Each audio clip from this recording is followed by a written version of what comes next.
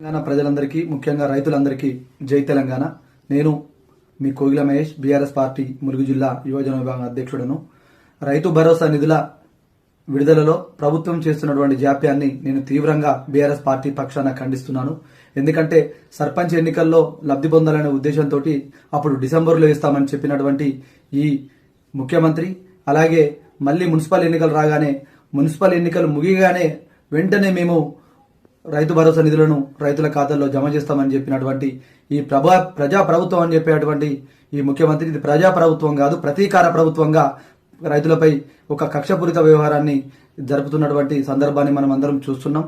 దయచేసి మీ అందరికీ మళ్ళీ విజ్ఞప్తి చేస్తున్నా, రేపు రాబోయే జెడ్పీటీసీ, ఎంపీటీసీ ఎన్నికల్లో ఓటు దండుకోవడానికి మళ్ళీ రైతు భరోసా అని మిమ్మల్ని మోసం చేసేటువంటి ప్రమాదం ఉన్నది.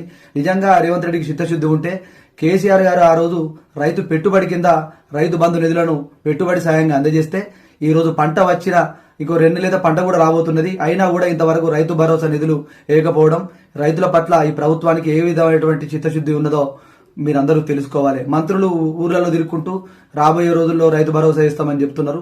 ఏది కూడా చేయకుండా ఈ రోజు రైతులను సకల వర్గాలను మోసం చేస్తున్నారు.